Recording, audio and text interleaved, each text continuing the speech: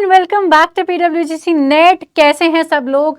तो assistant professor बनने का सपना हर वो इंसान देखता है जिसका नेट क्लियर हो जाता है या जेआरएफ क्लियर हो जाता है।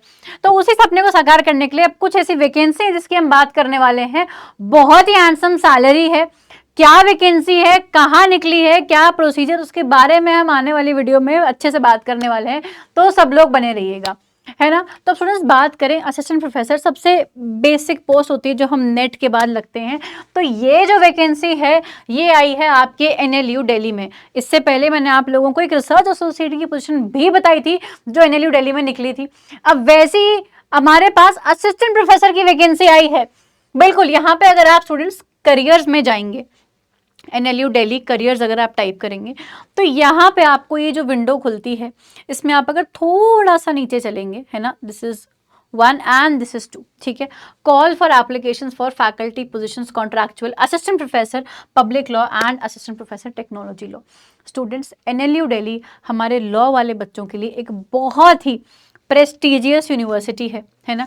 सपना देखते हैं लोग बाग, परमानेंट ना सही, अगर आप यहाँ पे कॉन्ट्रैक्चुअल पोजीशन पे भी लगते हो तो आपको यहाँ पे बहुत सारी अपॉर्चुनिटीज आपके फ्यूचर के लिए ओपन होती है। तो ये मत सोचना कि सिंस ये कॉन्ट्रैक्चुअल है तो यहाँ पे कहीं आपका नुकसान होगा। जी नहीं, अगर आपकी जगह मैं होती I would have definitely applied, ठीक है।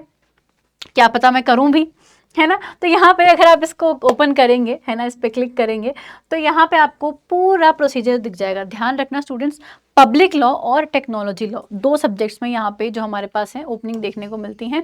सो 2 सब्जेक्ट्स 2 पोजीशंस, है ना, 2 पोस्ट है। यहाँ पे यूनिवर्सिटी क्या कर रही है, 2 असिस्टेंट प्रोफेसर्स को कॉन्ट्रैक्चुअल पोजीशंस पे, उनका जो कैंपस है द्वारका न्यू दिल्ली में, ठीक है, दिल्ली में सिचुएटेड है यूनिवर्सिटी। ऑब्वियसली हम नाम से पता समझ पा रहे हैं कि एनएलयू दिल्ली है, एनएलयू डी है, ठीक है।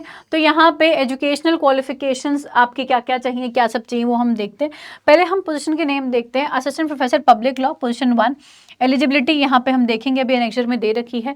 रेम्यूनरेशन की अगर हम बात करें so it is 90,000 per month, 90,000 per month. Contractual position छोटी मोटी नहीं होती है, ठीक है, बहुत अच्छी पोजीशन है।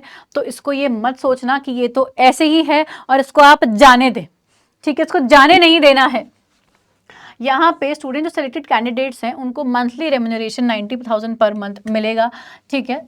टीडीएस जो भी 10% यहाँ पे लगता है। जो अपॉइंटमेंट है वो स्टार्टिंग में इनिशियल पीरियड जो रहेगा वो 6 मंथ्स का रहेगा। अच्छा, अगर आपकी परफॉर्मेंस सेटिस्फैक्टरी है तो ये एक्सटेंशन की पॉसिबिलिटी भी यहाँ पे आपको मिलती है, ठीक है। अच्छा, बट यहाँ पे साफ लिखा है इसमें कि and the availability of funds under the respective program, जो प्रोग्राम है उसमें अगर फंड्स अवेलेबल हैं तो ज़रूर एक्सटेंशन किया जाएगा और आपकी सेटिस्फैक्टरी परफॉर्मेंस भी होनी चाहिए। बट इनिशियली 6 मंथ्स के पीरियड के लिए है। तो जो बच्चे अभी नेट के बाद जस्ट नेट किया है उन्होंने एंड दे आर सीकिंग कि अभी हम कहाँ अप्लाई करें, तो यार तुम 6 महीने एनएलयू दिल्ली में पढ़ा के आओगे, बहुत अच्छी अपॉर्चुनिटी है ये, ठीक है ना। सिलेक्शन प्रोसेस क्या होगा, इवैल्यूएशन होगा इनके एप्लीकेशन कंटेंट्स का, ठीक है। अच्छा, शॉर्ट लिस्टिंग का मतलब ये नहीं है कि आपको इंटरव्यू फाइनल सिलेक्शन मिलेगा ही। शॉर्ट लिस्टेड कैंडिडेट्स को इंटरव्यू के लिए बुलाया जाएगा जिसकी डिटेल्स आपको अलग से दी जाएंगी, ठीक है। पहले तो एलिजिबिलिटी कंडीशंस फुलफिल होनी चाहिए, आपके पास सारी क्वालिफिकेशन के साथ साथ जितने भी डॉक्यूमेंट्स हैं वो सब होने चाहिए। अच्छा, जो पोस्ट है वो यूनिवर्सिटी कम और ज़्यादा भी कर सकती हैं। रूल्स यहाँ पे यूनिवर्सिटी के ही एप्लीकेबल होंगे। यहाँ पे एलिजिबिलिटी जो है वो क्वालिफिकेशंस के ऊपर डिसाइड की जाएगी, ठीक है। आपको एप्लीकेशन फीस और सेल्फ अटेस्टेड सर्टिफिकेट्स यहाँ पे देने पड़ेंगे।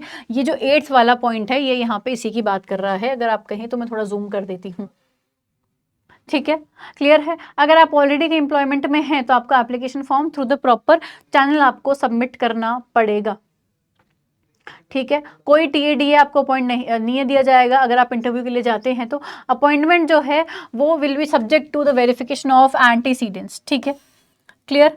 अब यहाँ पे जो इंटरेस्टेड कैंडिडेट्स हैं उन्हें अप्लाई करने की लास्ट डेट क्या है, यहाँ पे अगर हम देखें अप्लाई करने की लास्ट डेट 15 मई है, ठीक है। आपको एक एप्लीकेशन फ़ी है 1000 रुपीज़ की, वो नॉन रिफंडेबल है, जो आपको क्या करनी पड़ेगी, सबमिट करनी पड़ेगी। यहाँ पे एप्लीकेशन फॉर्म अगर आप इस पर यहाँ पे क्लिक करते हैं, देखिए मैंने यहाँ पे क्लिक किया, ये यहाँ पे एप्लीकेशन फॉर्म खुलता है, ठीक है। लास्ट डेट सबमिशन क्या है, 15 मई 5 PM। अगर हम यहाँ पे ब्रोशर डाउनलोड करते हैं, ये देखिए 22 तारीख को ये पोस्ट निकली है। यहाँ पे अगर हम एनेक्चर में जाएंगे, अब अगर इम्पोर्टेंट गाइडलाइंस हैं, ये रहा एनेक्जर ए में यहाँ पे एलिजिबिलिटी हमें दे रखी है कि हमारी क्या होनी चाहिए, एलएलएम होनी चाहिए, एलएलएम होनी चाहिए हमारी विद 55% मार्क्स, ठीक है। स्ट्रॉन्ग एकेडमिक रिकॉर्ड होना चाहिए, यूजीसी नेट या फिर स्लैट, और पीएचडी जो है वो आपकी होनी चाहिए as per UGC guidelines. Minimum 3 years का आपके पास टीचिंग या फिर रिसर्च एक्सपीरियंस होना चाहिए पब्लिक लॉ में या फिर टेक्नोलॉजी लॉ में या फिर रिलेटेड एरियाज में। अच्छा, अगर आपकी पब्लिकेशंस हैं इस फील्ड में तो और भी अच्छी बात है। असिस्टेंट प्रोफेसर टेक्नोलॉजी लॉ के लिए टीचिंग स्पेशलाइज्ड एरिया जो है वो टेक्नोलॉजी या साइबर लॉ प्रेफरेबल होगा, ठीक है। अच्छा, जॉब प्रोफाइल क्या होगी, ऑब्वियसली पीजी और यूजी प्रोग्राम्स हैं उनमें आपको यहाँ पे पढ़ाना होगा। एलएलएम प्रोग्राम की जो एक्टिविटीज़ हैं उनको कोऑर्डिनेट करना होगा, लीड करना होगा। जो टेक्नोलॉजी लॉ में डिलीवरी है कंटेंट की उसको असिस्ट करना होगा। रिसर्च जो है वहाँ पे कंडक्ट करानी पड़ेगी आपको इस जो डिसिप्लिनरी फील्ड ऑफ लॉ है उसमें, और कोई भी और वर्क जो यूनिवर्सिटी प्रशासन आपको देता है। रेम्यूनरेशन मैंने आपको पहले भी बताया है, फिर बता रही हूँ, 90,000 बहुत अच्छी अमाउंट है, ठीक है। आपको एप्लीकेशन जो है वो ऑनलाइन फॉर्म जो मैंने आपको भी बताया वहाँ पे सबमिट करनी है, डेडलाइन 15th ऑफ में, ठीक है। फिजिकल या ईमेल एप्लीकेशन ये लोग नहीं मांग रहे हैं तो ऑनलाइन ही आपको सबमिट करना है, ठीक है। यहाँ पे सीरियल ऑर्डर में पीडीएफ फाइल में आपको ये सारे डॉक्यूमेंट्स जो हैं ये अपलोड करने हैं, ठीक है। रेज्यूमे विद कंप्लीट डिटेल्स, कितने मार्क्स हैं, क्या एलएलएम करी, कब करी, यूजीसी नेट स्लेट क्या है आपका, सारी जितनी भी आपके पास डिग्रीज हैं, डिग्री है, स्टेटमेंट ऑफ मार्क्स है, ईयर ऑफ ग्रेजुएशन, सब में सेल्फ अटेस्टेड कॉपीज लगानी है। मास्टर्स डिग्री का भी सेम ही करना है, एक्सपीरियंस सर्टिफिकेट लगाना है, पब्लिकेशंस की कॉपीज लगानी है, और स्टेटमेंट ऑफ पर्पस होना चाहिए 750 वर्ड्स का। और भी कोई डॉक्यूमेंट्स अगर ज़रूरी हैं तो वो भी आपको लगाने हैं, ठीक है।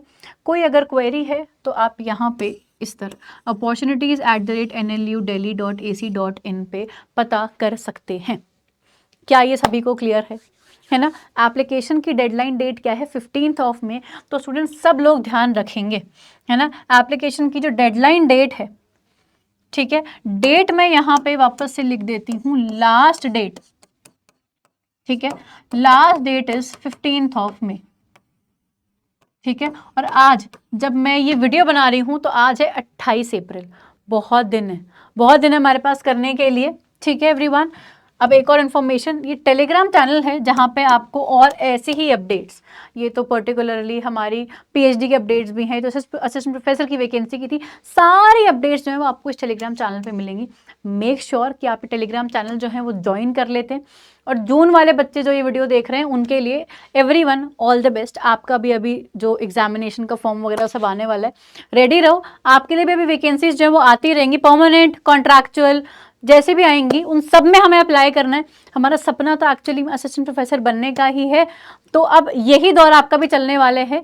तो अभी तो ये दिसंबर वाले बच्चे जिनका हो गया है, जो ऑलरेडी बच्चे जिनका नेट क्लियर हो गया है, वो लोग यहाँ पे अप्लाई कर सकते हैं। जून वालों तैयारी अपनी ढीली मत पड़ने देना, है ना। और सब लोग ज्वाइन कर लेना टेलीग्राम चैनल को। मिलते हैं हम लोग एक और वीडियो के साथ, आज के लिए इतना ही। Thank you so much.